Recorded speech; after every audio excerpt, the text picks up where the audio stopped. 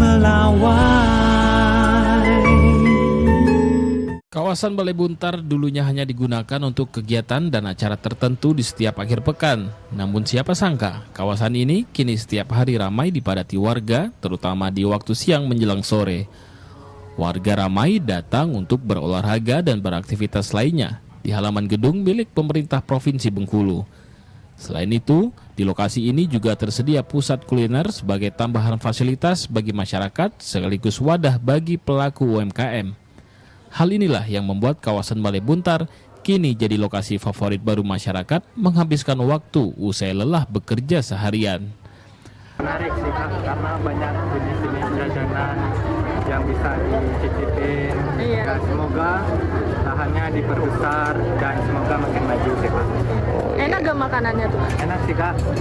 Viral dari TikTok, sosmed juga banyak sih Kak. Jadi kepo.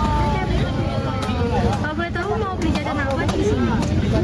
Banyak sih, bingung juga kan, karena kan variasinya banyak. Dari mulai aneka makanan, minuman.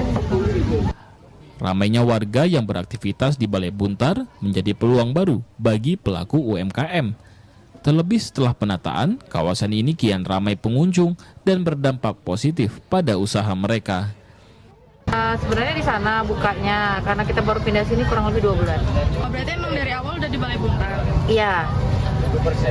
Terus Ibu, di sini ini ditata ya Bu ya, dari pemerintah atau dapat sendiri? Ditata kalau masuk ke sini. Kalau di sana kemarin kita masih jualan-jualan biasa aja sih. Dengan penambahan titik kuliner tanpa menghilangkan fungsi utama sebagai ruang publik, Balai Buntar diharapkan terus menjadi ruang terbuka masyarakat sekaligus mendorong pelaku UMKM untuk terus tumbuh. Tim Liputan Kompas TV Bengkulu.